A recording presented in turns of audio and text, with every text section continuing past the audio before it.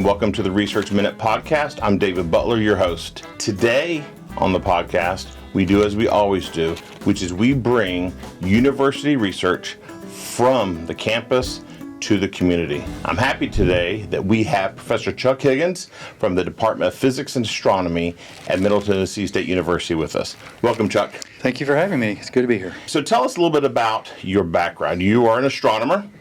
So most people think an astronomer, I think they think of stars, they think of a telescope sitting in the backyard looking up. Can you tell us a little bit about the type of astronomer you are versus the type of astronomers others that are out there? Yes, technically I am a radio astronomer, and so that just means that I look at the heavens in radio waves, and particularly I look at the planet Jupiter and our sun, how they emit certain radio waves. That means I use radio telescopes, and that could mean big dishes, or that could mean arrays of little dishes, or even wires.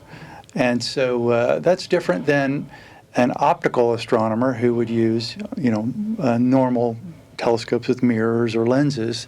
So we're just looking at a different part of the electromagnetic spectrum. Okay, well, good. That's very helpful. So whenever people see those sort of standard pictures, maybe off movies or whatever, with those giant arrays that look like they're beaming something up to the sky, those are actually radio telescopes that are pulling stuff down from the sky in certain frequencies. Is that correct? That's correct. Think of them as a big ear. All right. So you have all these big ears laid out there, probably somewhere in the desert, and you said radio astronomy. So tell me exactly what radio astronomy is in terms of what are you listening for and why are you listening to these big bodies of gas and fusion out there? Right. So, like most astronomy and all wavelengths of astronomy, it's all remote sensing. We collect light, electromagnetic waves, in this case radio waves, and at the frequencies, so there's a whole range of radio frequencies. You can think of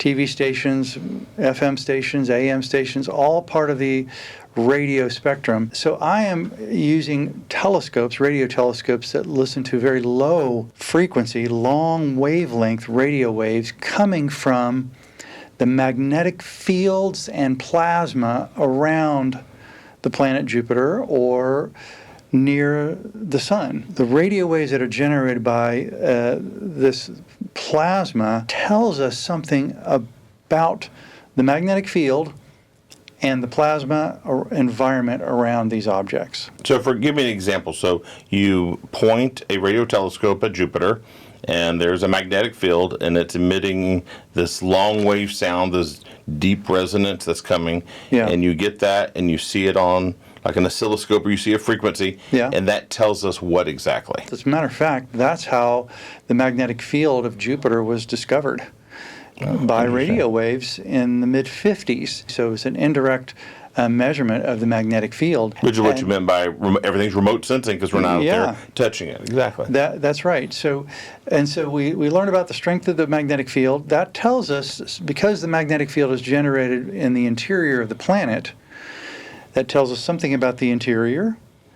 As a matter of fact, what I did for my PhD thesis was to take the radio emissions and study the repetition of the radio waves.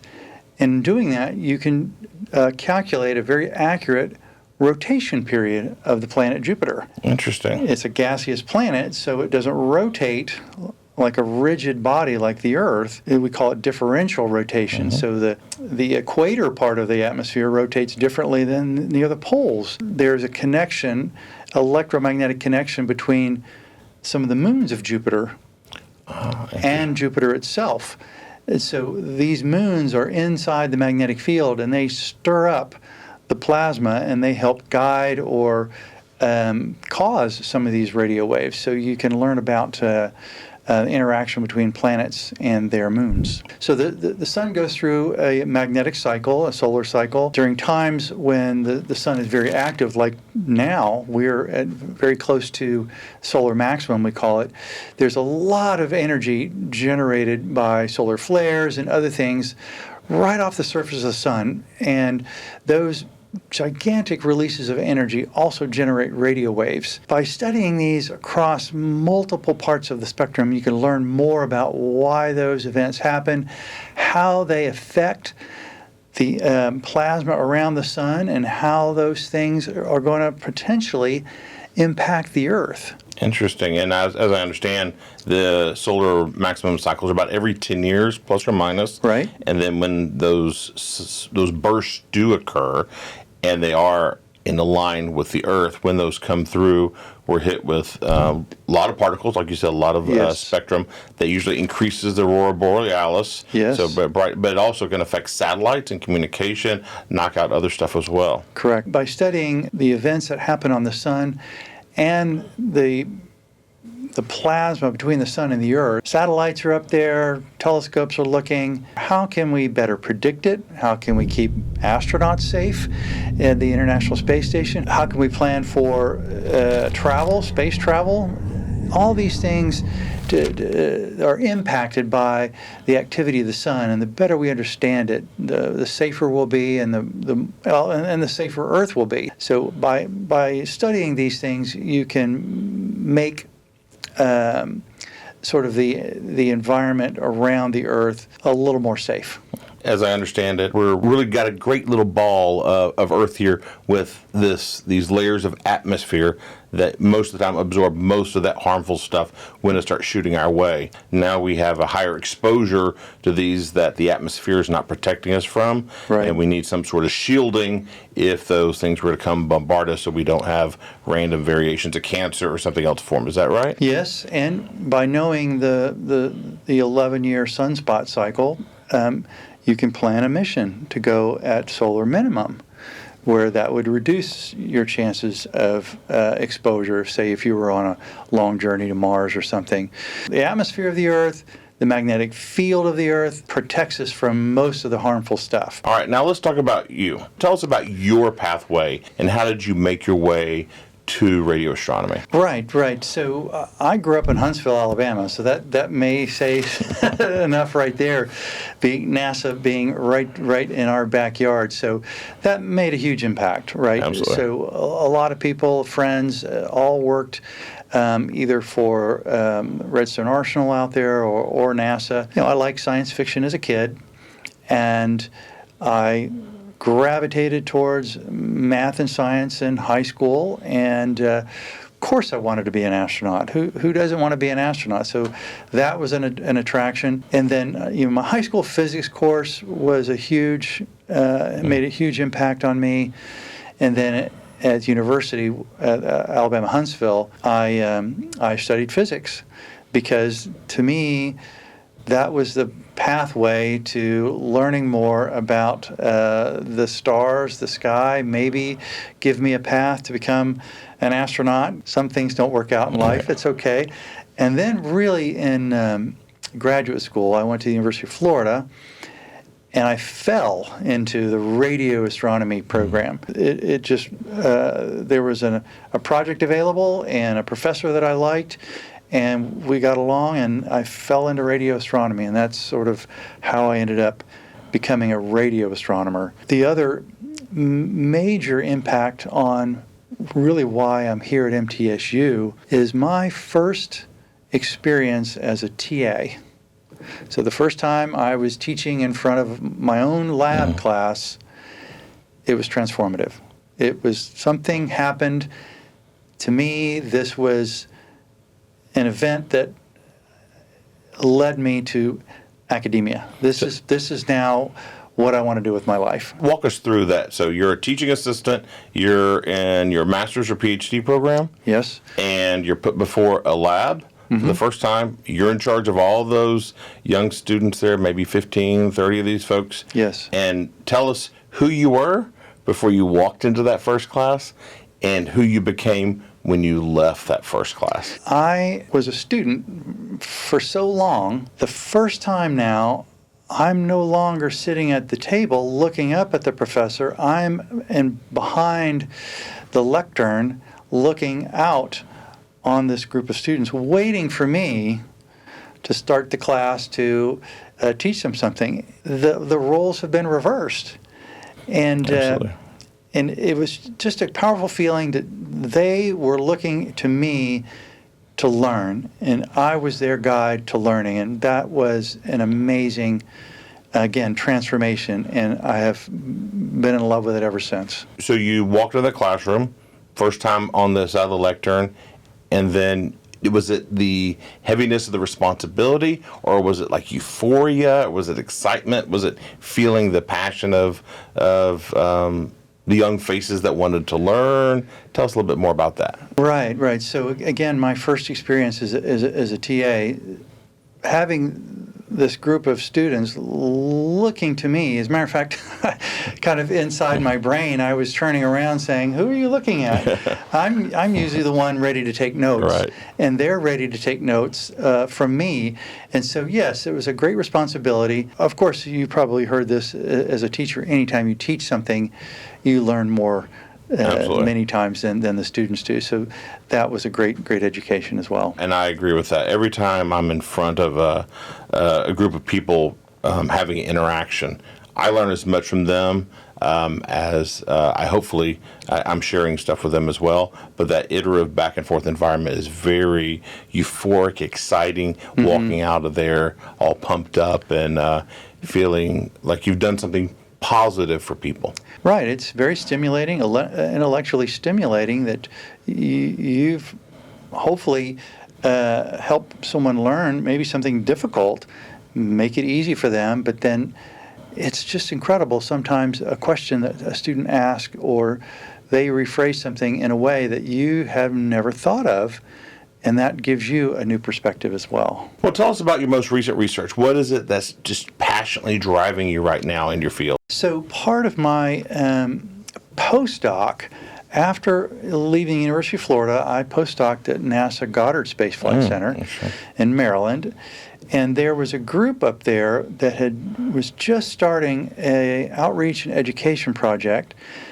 And it was a way to get students involved, and mostly high school students and more advanced, involved in science through radio astronomy. So that project is called Radio Jove, Jove, and I was a founding member of that. I was in the right place, sort of at the right time, to get this off the ground, and it's still going today. So I'm still organizing that. I have a lot of, we call citizen scientists or participatory scientists that volunteer their time. They have their own radio telescopes, and they collect data, and we all discuss this on a listserv, an email listserv, back and forth about what we're observing and what we're interested in. And so most recently, because the sun has been so active, I've been interested in solar radio bursts. Okay. So again, these are solar flares, huge releases of energy near sunspots where there's incredible magnetic activity going on. As the plasma sort of releases from the sun, the radio waves, the frequencies change, and so you can study how the radiation changes as this blob of plasma kind of expands from the sun. So that's what I'm interested in right now, is looking at, they're called type 2 solar radio bursts, how much we can learn from the radio waves as they move outward from the sun. It's essentially kind of, you're probing different parts of the sun as this plasma moves away from the sun. So let's talk about the Jove project. So it's been going on for how long now? Radio Jove has been going on 26 years now. Okay. And how many total participants have made it through that program? Okay. So we provide a kit that they have to pay for, so it's not free, but it's a few $100s. Now, this is not, inexpensive stuff, but it is an entryway into radio astronomy. We sold over 2,500 of these radios and antennas up through 2020, and then the technology has changed. So we had to pivot and switch our radios to now called spectrographs. So we were using single frequencies. So you can imagine like a strip chart where you're seeing bouncing data on a single strip chart. Now we have a nice color spectrum, of multiple radio waves, So multiple a bunch frequencies. of them moving around there. Oh, yes. right. So now you can look at the different types of, say, solar radio bursts and identify them much easier, or look at the different types of Jupiter radio bursts and categorize them and help understand where they're coming from. We've probably sold a couple hundred of these newer type radio kits, and we have a dedicated group of volunteers that probably 30 to 40 who respond and contribute regularly. People all over the world have these systems. Now, we don't know how many of them are actually being used at the moment, but that are had some interest in radio astronomy at one time, and so that creates a nice community. I love that story. I love the idea of someone being interested, sending in some money, getting a kit, setting it up, and then starting to do just their own little experiment and data collection at their house. We have a conversation through email, and sometimes we do Zoom calls or whatever, where we're answering questions from beginners, from high school classes, and we answer their questions to help them, get them excited about what they're doing, make sure their equipment is working, and helping them get started. All right, so let's talk about STEM education, so science, technology, engineering, math. So it appears, based on the data, that the United States is hitting a very strong shortfall in the millions of jobs out there around the technical skills needed to move our economy into this emerging phase that we're in right now. So if you were given the power for a day as a radio astronomer, and with your background, how would you go about encouraging students to get involved in the sciences, the math, engineering, in a way that is approachable to everyone, that you can sort of inspire them like you did in front of that classroom? That's a tricky one, right? There's no magic formula, but I would say to anybody, you have to follow your passion, right? And if there's something that interests you, in this case, science or technology, you can do it. You just have to practice and seek out the help, and there are plenty of people out there that'll help you succeed. Astronomy is your passion, or if mathematics is your passion, you can do it as long as you keep trying. And there's really no limit as long as you put your mind to it and have fun doing it. The curiosity of learning, keep that passion going, and surround yourself with people that love it. And then you'll learn to love it too, and then you'll be successful at it. I like that idea. Keep the passion up, keep it going, and there are more tools in people and other AI devices now that can teach you or help you to learn in ways that maybe weren't available through a particular teacher in an instructional manner in the past. It's incredible. I tell my students all the time that we are in a renaissance, technological renaissance, musical renaissance, artistic renaissance. We have so much at this time in the history of our species, really, it's incredible. And the amount of things that we're learning in astronomy is no different. We have these incredible telescopes that are now flying in space. That technology is allowing us to learn ever more at this time, and let's keep that going, right? I mean, this is something that's super exciting, and we can't let budgets or non-impassioned people slow that down. So here's a question. You wanted to be an astronaut. You grew up near a space center. I grew up in Houston, Texas.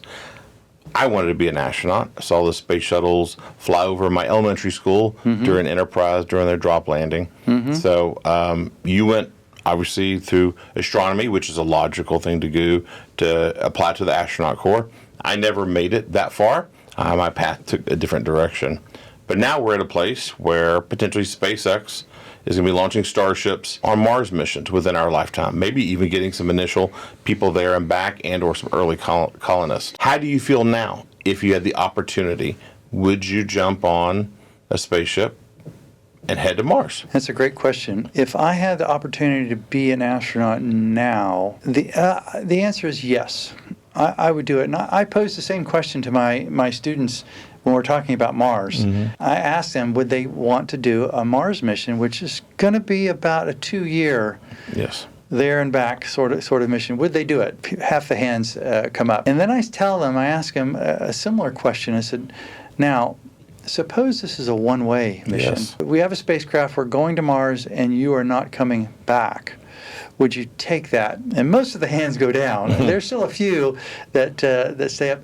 I think my hand might go down. If I was asked to volunteer to go to Mars, knowing that I could come back, I would do it in a minute. Yeah. It's a very interesting question because the first ones that truly trying to scratch a living and scratch life out of the planet. The passion from the childhood of being near NASA and seeing all the events still stirs within me. So when you look out there, what are you most excited about? I have conversation with colleagues about whether we're going to find life in some planet or around another star or the signature of life or something. There are optimists that think in the next 50 years we will discover life somewhere else. And I would love to be around when that happens. Live long enough, if the answer is yes, to be confirmed that we're not alone in the universe. That's right.